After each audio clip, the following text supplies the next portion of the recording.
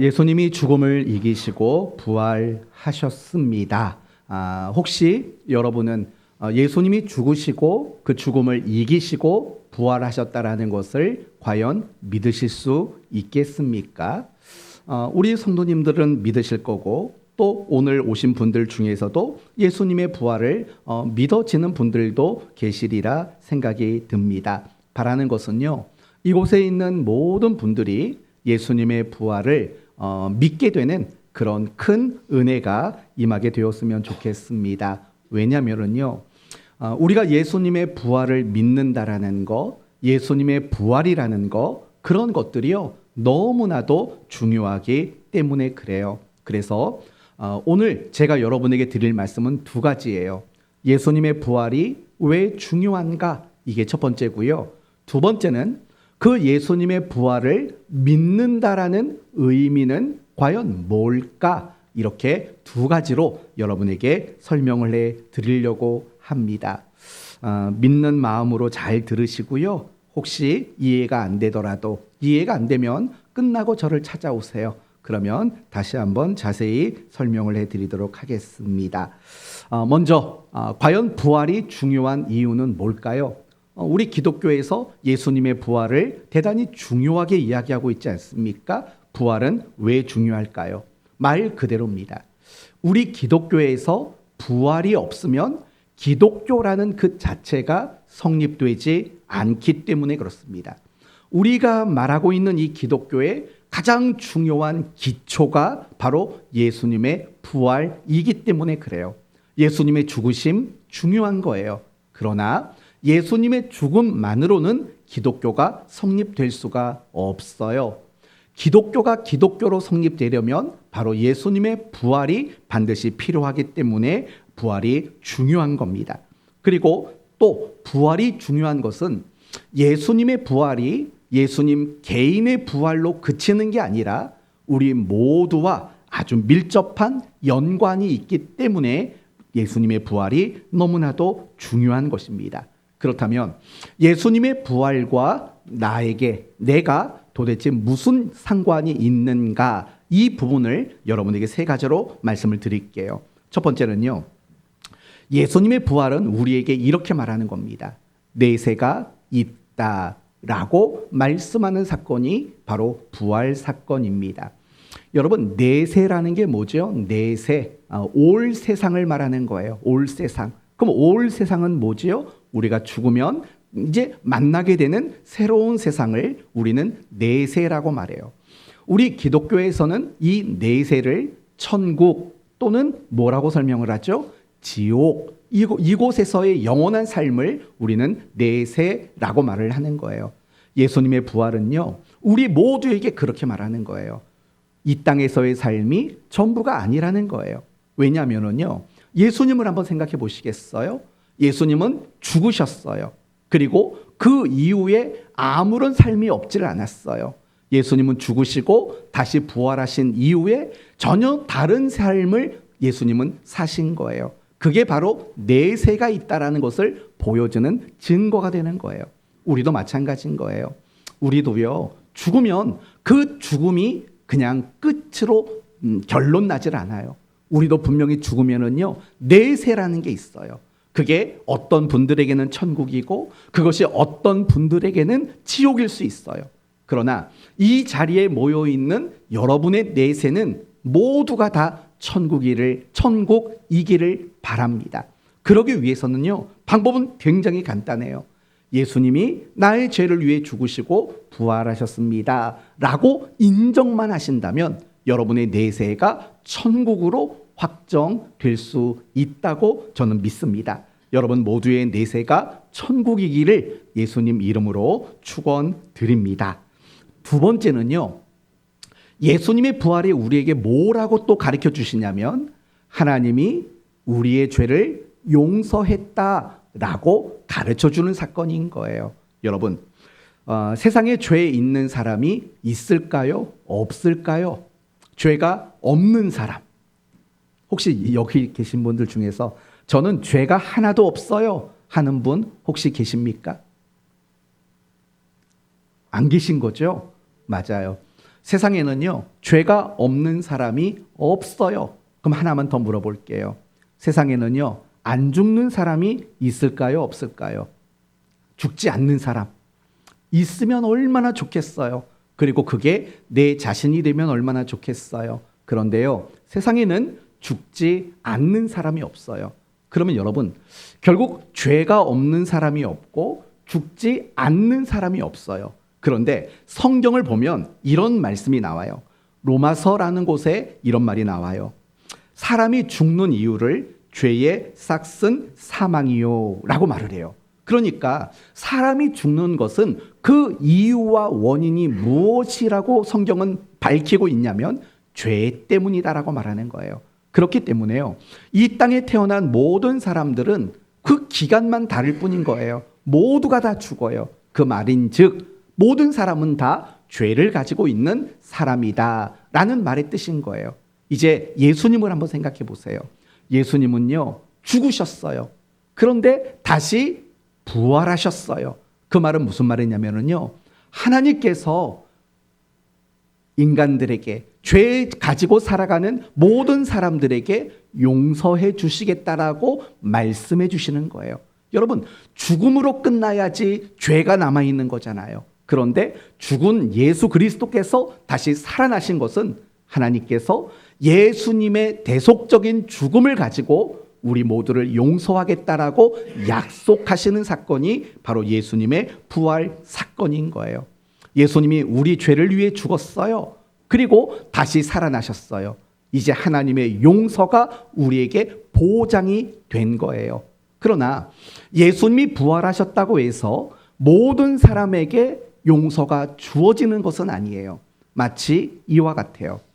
마트에 가보시면은요, 좋은 옷도 있고 좋은 물건도 있고 많은 것들이 있어요. 내가 입어볼 수도 있고 만져볼 수도 있어요. 심지어 내 카트에 내가 원하는 물건들을 얼마든지 담을 수가 있어요. 그런데 여러분 생각해 봐요. 내가 입어봤다고 그게 내 물건이 될까요? 내 카트에 담았다고 그게 내 물건이 될까요? 그렇지 않습니다. 내 카트에 담았다고 해서 그것이 내 물건이 되지를 못해요. 그러면 그 담겨진 카트의 물건들이 내 것이 되도록 만드는 방법은 뭘까요? 돈 내면 돼요. 맞아요. 내가 얻고 싶은 그 물건에 대한 값을 지불하면 그 카트에 담겨 있는 모든 것은 다 내 것이 되는 거예요. 하나님의 용서도 마찬가지예요.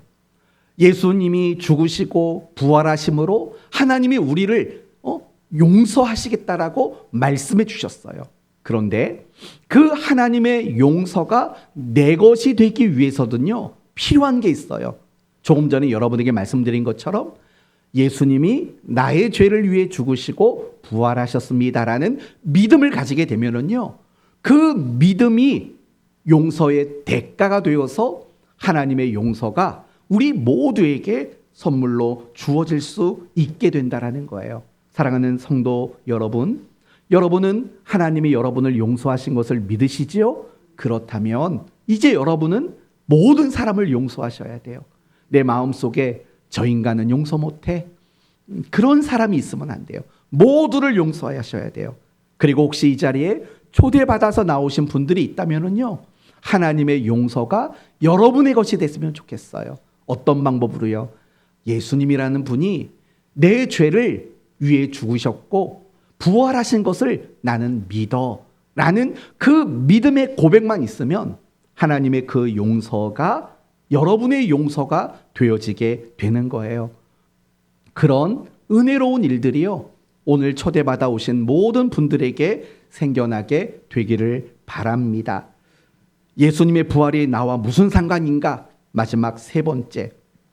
마지막이라는 말을 썼다고 해서 이제 설교가 끝났다는 뜻이 아니에요.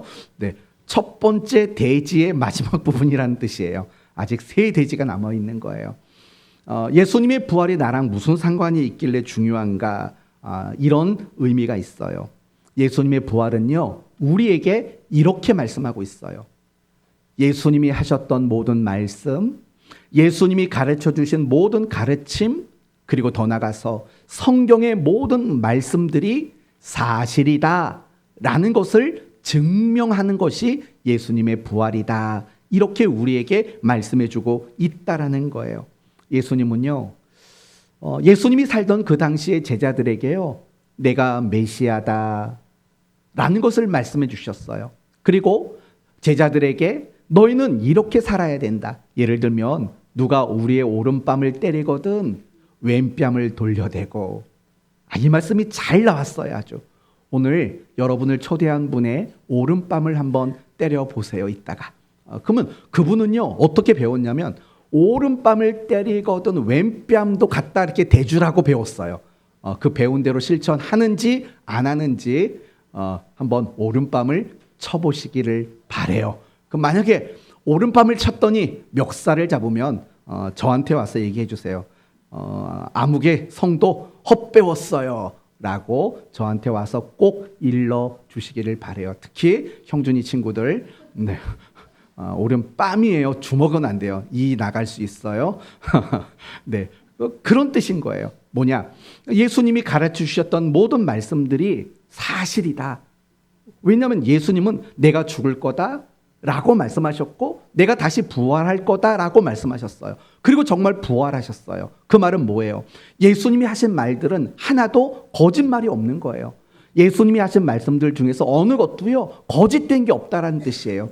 예수님의 부활은요 바로 그런 것들을 의미하고 있는 거예요. 조금만 더 예를 들어 설명을 해볼게요. 예수님의 제자들은요 예수님이 부활하기 전까지는 단 한 명도 제자답지를 못했어요. 욕심쟁이였고요, 늘 높아지고 싶었고요, 자기밖에 모르는 이기적인 사람들이었고요, 뿐만 아니라 예수님이 체포당하실 때 도망가고 나 예수님 몰라요 라고 부인했던 바로 그런 사람들이었어요. 하나도 예수님의 제자다운 사람들이 없었어요. 그러면 그들은 예수님에게 뭔가 제대로 못 배웠을까요? 아니에요. 예수님에게 정말 좋은 진리의 가르침을 많이 받았어요. 예수님이 행하시는 어떤 기적과 능력도 수없이 경험을 했어요. 그런데도 불구하고요, 그들은 한 명도 제자다운 삶을 살았던 사람이 아무도 없어요. 그런데요, 사도행전에 넘어가면 예수님이 부활하신 이후에 제자들의 이야기가 소개가 되거든요. 그 제자들의 이야기를 유심히 보면은 와, 정말 제자답다, 그런 칭찬이 절로 나올 만한 모습이 나와요. 너무 겸손해졌고요, 자기를 낮출 줄 알고요, 정말 가난한 사람들을 위해서 내 것을 나누어도 줄 수 있는 정말 훌륭한 제자로 그들이 변화되기 시작했어요. 그렇다면 이렇게 생각해 봐요. 그들이 한때는 제자답지 못했어요. 그러나 다시 또 다른 한때에는 제자다워졌어요. 그러면 그들이 제자답지 못했고 다시 제자다워질 수 있었던 그 근거는 뭘까 생각해 보면은요, 그 전환점은 예수님이 부활하신 것을 그들이 목격했을 때 그렇게 변화가 된 거예요. 그러면 제자들이 예수님의 부활을 목격했는데 왜 변화가 됐을까요? 비로소 깨달은 거예요. 맞다, 예수님이 하셨던 모든 말씀이 정말 사실이었다, 그게 참 진리였다 라는 것을 제자들이 비로소 깨달았기 때문이라는 거예요. 그래서요, 제자들의 모습 속에 그렇게 변화가 일어나는 일들이 많이 나타날 수밖에 없었다라는 거예요. 사랑하는 성도 여러분, 또 이곳에 모인 모든 여러분, 예수님이 부활하신 건 그분 개인이 죽음을 이기고 살아났다라는 의미만이 아니라는 걸 우리는 함께 배웠어요. 예수님의 부활은요, 하나님이 우리를 용서했다라는 메시지예요. 예수님의 부활은요, 우리가 죽으면 이제 천국 갈 수 있는 사람이 되었다라는 뜻이에요. 예수님의 부활은요, 예수님이 가르쳐 주신 모든 말씀이 다 사실이고 진리라는 것을 입증하는 그런 사건이 바로 예수님의 부활 사건이다, 이렇게 말할 수 있는 거예요. 그래서요, 예수님의 부활이 우리에게 너무나도 중요한 거고, 특히 예수님의 부활은요, 예수님을 믿는 사람들에게 대단히 중요한 신앙의 근거가 되는 거예요. 예수님의 부활이 없으면, 제가 처음에 설교할 때 뭐라고 그랬죠? 기독교라는 것 자체가 성립될 수가 없다고 말씀을 드렸어요. 그 이유가 여기에 있는 거예요. 예수님의 부활이야말로 모든 예수님의 말씀, 하나님의 모든 말씀이 진리라는 것을 입증하신 사건이기 때문에 비로소 기독교가 바르게 세워질 수 있는 가장 중요한 기초와 근간이 되는 게 바로 예수님의 부활 사건이라는 거예요. 그러므로 성도 여러분, 예수님의 부활이 얼마나 중요한가를 잊지 마셔야 되고요. 예수님의 부활이 나에게 얼마나 밀접한 연관이 있는 은혜로운 사건인가를 우리는 잊지 않는 여러분 모두가 되셨으면 좋겠습니다. 예수님의 부활을 믿지 못하면은요, 우리가 믿을 수 있는 건 아무것도 없어요. 그러나 예수님이 나를 위해 죽으시고 부활하셨다는 것을 믿게 될 때 우리는 믿지 못할 일이 없게 되는 거예요. 그렇기 때문에 우리가 예수님의 부활을 믿는 것은 너무나도 중요한 일인 것이에요. 이제 두 번째, 그렇다면은요, 예수님의 부활을 믿는다라는 말의 의미는 뭘까요? 그냥 단지 확신만 가지고 있는 걸 이야기할까요? 그렇지만은 않아요. 어쩌면 예수님을 믿고 교회를 열심히 다니는 분들 중에서요, 정말 예수님의 부활을 진심으로 믿는 사람이 있고요, 예수님의 부활을 머리로만 믿는 분이 분명히 있을 거예요. 이 부분은요, 제가 지금부터 설명해 드리는 것들을 한번 잘 들으시면서 같이 고민했으면 좋겠어요. 제가 매년마다 하는 질문이 있어요. 한번 제 질문을 듣고 마음으로 한번 스스로 답을 해보세요. 부활이란 뭘까요? 딱 표정 보니까요, 목사님이 너무 쉬운 질문을 했네 라는 표정이에요. 마음으로 답이 오셨나요? 부활이 뭘까요? 마음으로 답이 오셨을 거예요. 아마 이런 답 아닐까요? 죽은 사람이 살아나는 거요 라고 아마 대부분의 분들이 그렇게 생각을 할 거예요. 맞죠? 죽은 사람이 살아나는 거, 그게 부활 아니고 뭐겠어요? 이런 생각을 분명히 하셨을 것 같아요. 물론 국어사전에는요, 부활이라는 것을 그런 의미로 이야기해요. 죽었던 자가 다시 살아난다. 그걸 국어사전은 그렇게 설명할 수 있을 거예요. 그러나 오늘 우리가 이 자리에 모여 있는 것은요, 국어사전의 내용을 배우기 위해 온 건 아니잖아요. 그러면 성경이 말하는 부활이란 뭔가, 이 부분을 우리가 한번 주목해 볼 필요가 있다라는 거예요. 결론부터 말하면 이거예요. 성경은요, 부활을 이야기할 때 죽은 사람이 살아나는 것이라고 절대로 말하지 않아요.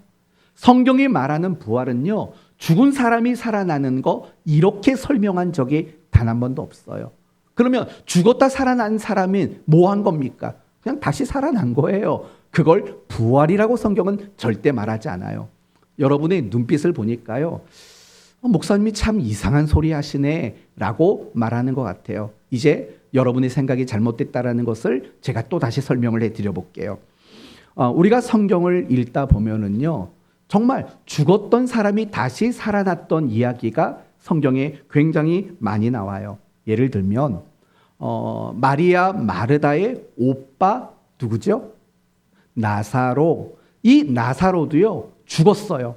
그리고 죽은 지 3일이 되었는데 다시 살아났다라고 성경은 이야기를 해요. 또 기억나세요? 죽었던 사람 살아나는 거. 맞아요.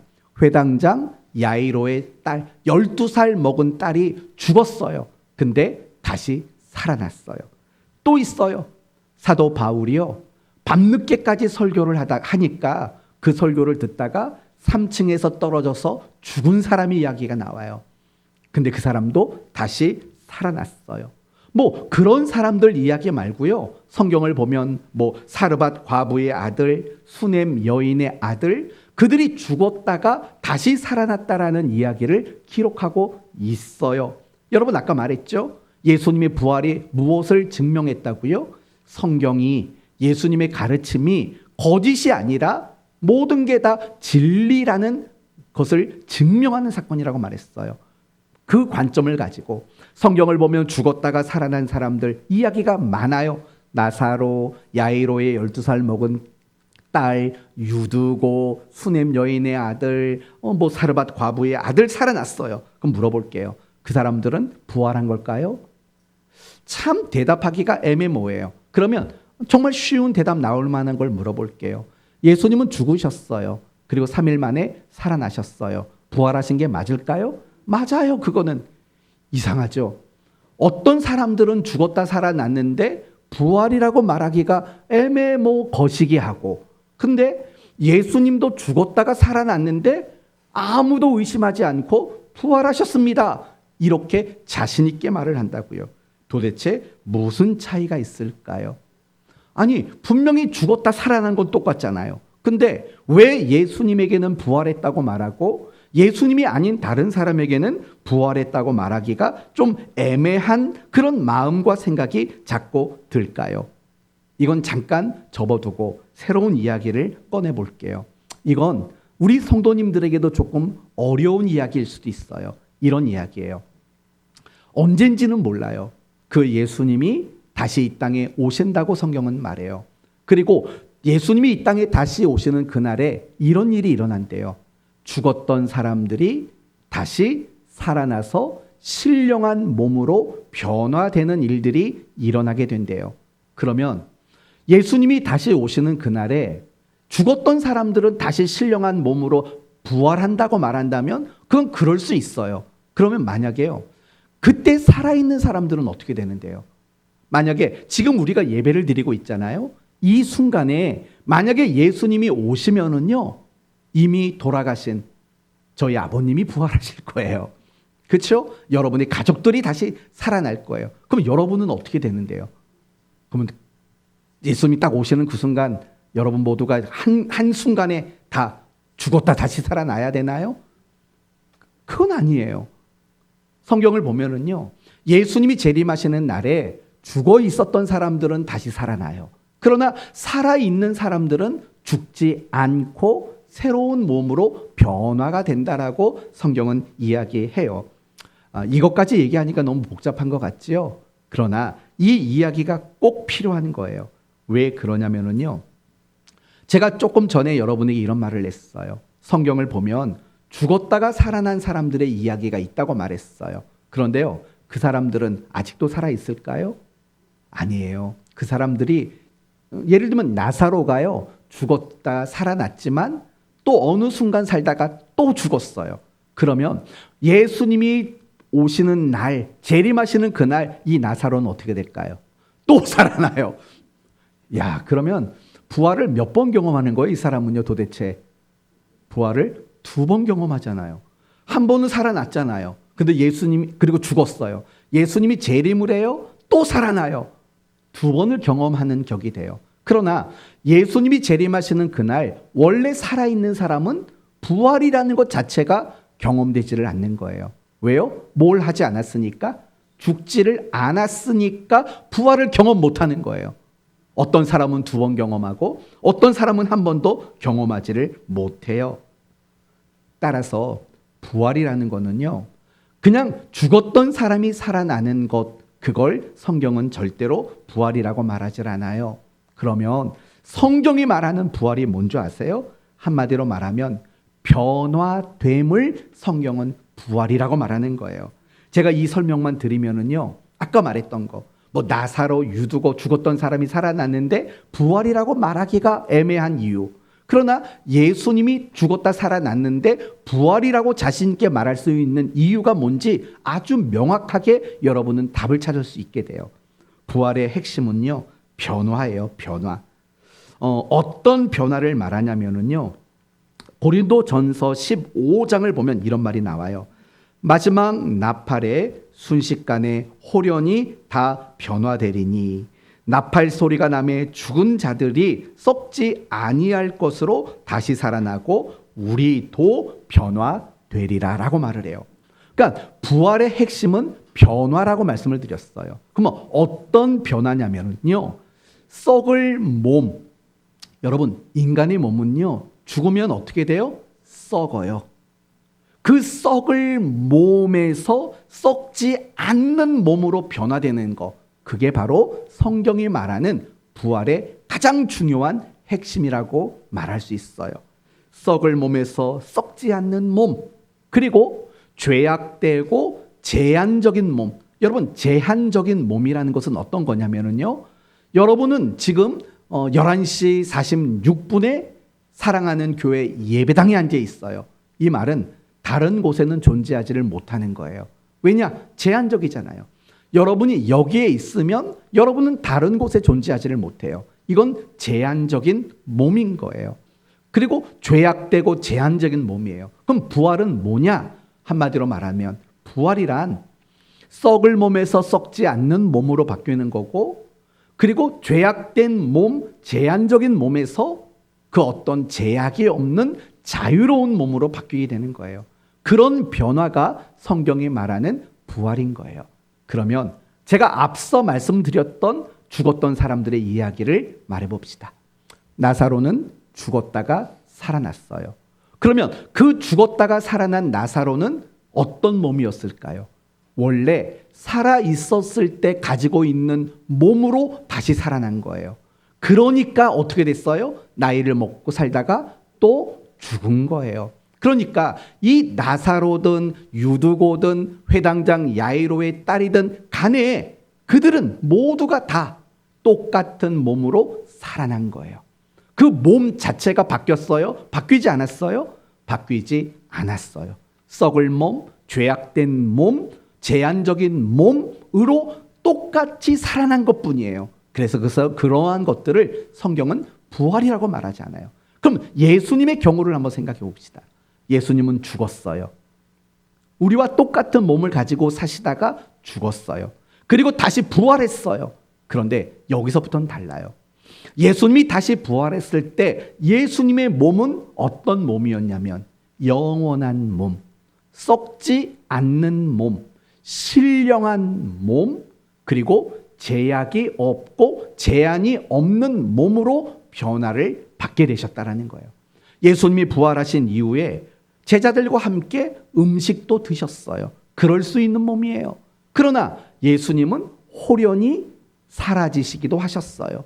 그리고 닫혀있는 문을 아무런 거리낌 없이 통과해서 제자들의 있는 집 안으로 들어가기도 하셨어요. 그런 새로운 몸으로 바뀌었다라는 거예요. 그게 핵심인 거예요. 몸이 변했냐 안 변했느냐가 부활의 긍정적인 것과 부정적인 요소를 나누는 거예요. 이것이 바로 부활인 거예요. 따라서 부활이 무엇입니까? 라고 말한다면 이렇게 말해야 되는 거예요. 우리 몸이 신령하고 새롭게 변화되는 것. 그게 바로 부활인 거예요.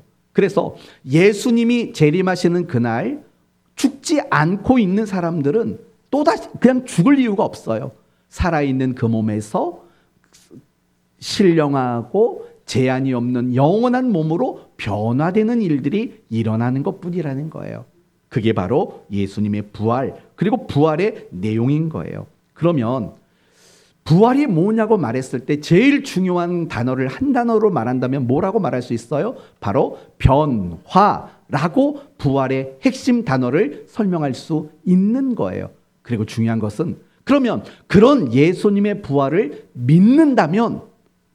믿는다고 말한다면 그것은 무엇일까요? 바로 이런 거죠. 내가 살아가는 삶 가운데서 제일 중요하게 소원하고 목표해야 되는 것이 뭐냐? 바로 나의 변화됨을 말하는 거예요.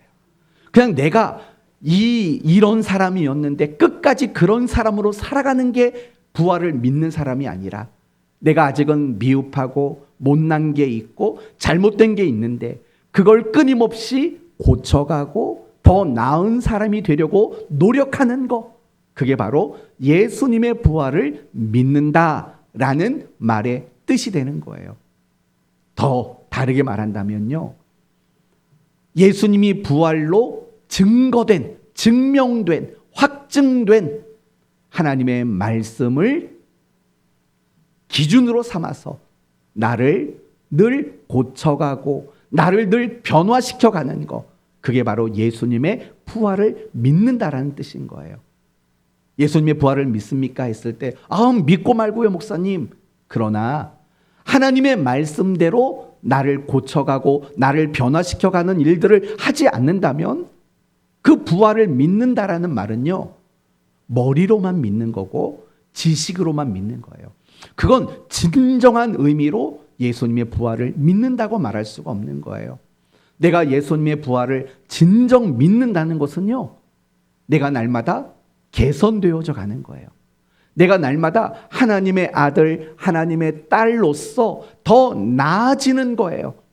그런 모습이 나타나는 것, 그것이 바로 예수님의 부활을 믿는다라는 말의 의미가 된다라는 거예요. 이런 관점으로 여러분에게 다시 한번 여쭤볼게요. 여러분은 지금 예수님의 부활을 믿고 계십니까? 제가 여러분에게 그럼 뭘 물어보는 거죠? 여러분의 삶에 뭐가 일어나냐고요? 변화가 일어나냐라고 묻는 거예요. 더 나아짐으로, 더 개선되어짐으로, 내가 더 성숙되어짐으로 내가 그런 변화가 일어나느냐? 그 변화가 여러분의 삶 속에서 일어나고 있다면 여러분은 정말로요, 예수님의 부활을 믿는 사람이에요.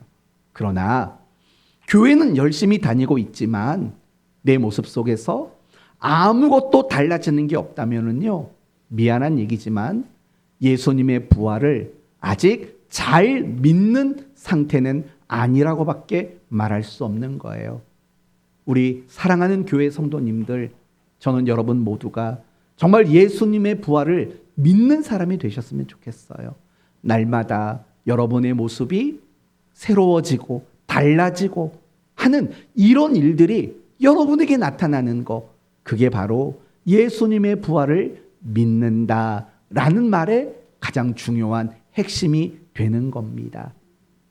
오늘 우리 교회 성도들에게 초대받아 오신 여러분, 여러분을 초대한 그분을 얼마나 알고 지내셨어요? 그분이 좀 변하고 있는 걸 느끼고 계신가요? 옆자리에 앉혀놓고 뭐 대답하기 곤란하면 윙크 한 번씩 하시면 아니라고 알고 있겠습니다. 그래요. 알겠습니다. 그러니까 저만 아는 걸로 하고, 결국 부활이란 우리가 끊임없이 삶의 변화를 만들어내는 거, 그걸 소원하는 거고 그걸 목표하는 거예요. 그게 바로 예수님의 부활을 믿는다라는 말의 뜻이에요. 이제 끝으로 어떻게 하면 우리의 삶의 변화가 일어날 수 있을까라는 부분을 간단히 말씀드리고 마칠게요. 우리는 날마다 변화되어 가야 돼요. 그런데요, 첫 번째는 뭐냐? 변화로 인한 두려움의 문제를 이겨내야 돼요.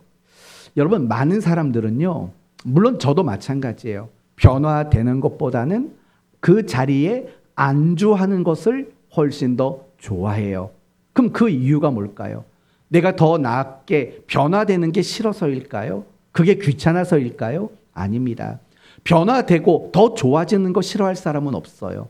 그러나 내가 이 변화를 위해 노력했을 때 그 과정이 사실은 너무 힘들거든요. 그리고 내가 변화되었을 때 어떤 두려움이라는 마음이 생겨요. 예를 좀 들면 이런 거예요. 남자와 여자가 여러분 결혼을 한다고 생각을 해보세요.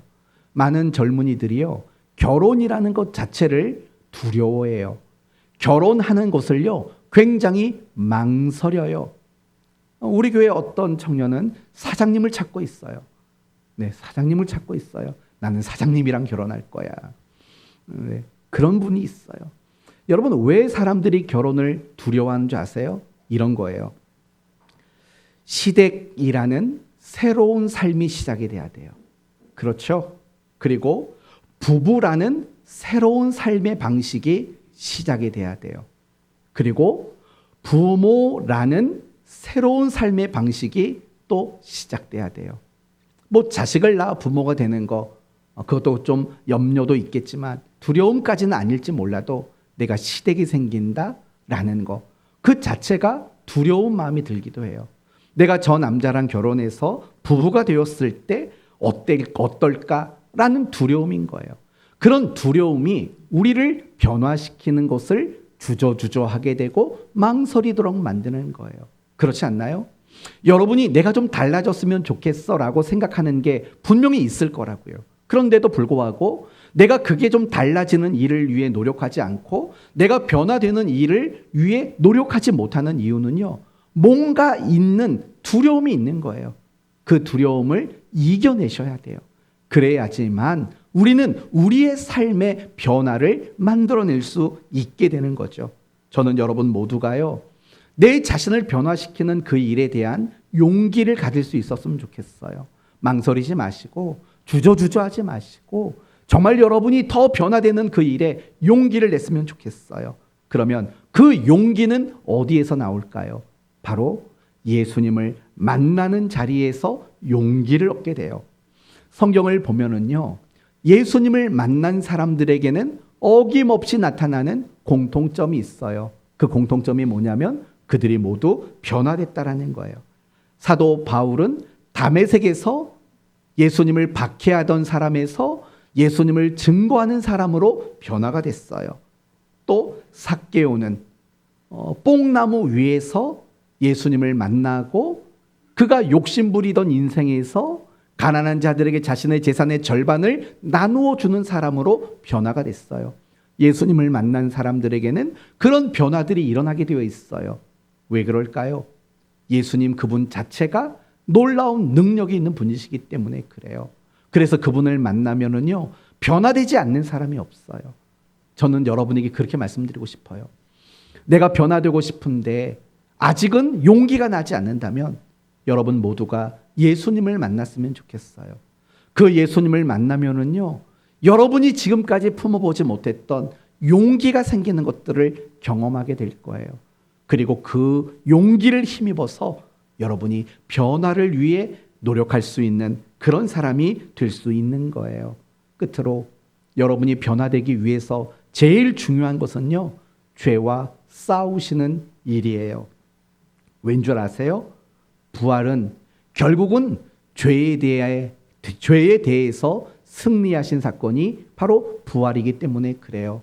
그래서 여러분의 삶의 변화가 일어난다는 것은 결국 근본적으로 여러분이 죄의 문제를 해결하고 죄를 싸워서 이기는 그 과정을 통해서 변화가 나타나게 되어 있어요. 제가 지금부터 말씀드리는 걸 가지고 여러분 삶을 한 번씩 돌아만 봐주세요. 혹시 여러분에게요, 반복적으로 짓는 죄는 없나요? 반복적으로. 혹시 여러분에게는요, 습관적인 죄는 없나요? 습관적으로 짓는 죄. 혹시 여러분에게는요, 아직 남들에게 들통나지 않은 죄는 없나요? 나만 알고 있는 죄. 아직 남들에게는 들통나지 않고 내가 꽁꽁 숨기고 있는 나만 알고 있는 죄 혹시 없으신가요? 죄라는 것을 알면서도 그냥 즐기면서 죄를 짓고 있는 것들은 혹시 없으신가요? 바로 그런 죄의 문제들을 여러분이 이겨내려고 노력하실 때 여러분의 삶에 진정한 의미의 변화가 생겨나게 될 줄로 믿습니다. 이제 오늘 말씀을 마치겠습니다. 예수님이 죽으시고 부활하셨습니다. 예수님의 부활은 기독교를 기독교가 되도록 만드는 가장 중요한 신앙의 근간입니다. 예수님의 부활은 하나님이 나를 용서했고 하나님이 나에게 천국을 주시겠다라는 약속이며 예수님의 그 부활은 성경의 모든 말씀이 진리라는 것을 입증하는 사건이었습니다. 그러므로 이 부활을 믿는다면 우리 모두도 부활의 핵심인 나를 변화시켜가고 나를 고쳐가는 그 일에 최선을 다해야 합니다. 우리가 매년마다 4월달이면 부활주의를 지킵니다. 그 이유는 부활에 대해서 뭔가 새로운 것을 배우기 위해서가 아닙니다. 부활에 대해서 단지 어떤 기념 행사를 하는 것도 아닙니다. 우리가 매년마다 이 부활주의를 지키는 이유는 하나님께 점검받기 위해서입니다. 무엇을 점검받습니까? 내가 지난 1년 동안 얼마나 많이 변화되었는가를 점검받는 시간이에요. 그리고 하나님 앞에 하나님 또 새롭게 시작하는 1년 동안 내가 더 많이 변화되도록 노력하겠습니다라고 다짐하고 서약하는 것이 이 부활주의를 지키는 참 의미인 것입니다. 그러므로 우리 모든 성도 여러분, 초대받아 오신 모든 분들 여러분 모두가 예수님의 부활을 믿음으로 나를 늘 변화시켜 나가는 그 일에 최선을 다하시기를 바랍니다. 그럴 때 그 변화를 통해서 여러분에게는 기쁨과 평안과 소망을 누리게 되는 이 복된 일들이 일어나게 될 줄로 믿습니다. 우리 모두가 예수님의 부활을 믿는 자로 살아가시기를 예수님 이름으로 축원드립니다. 아멘.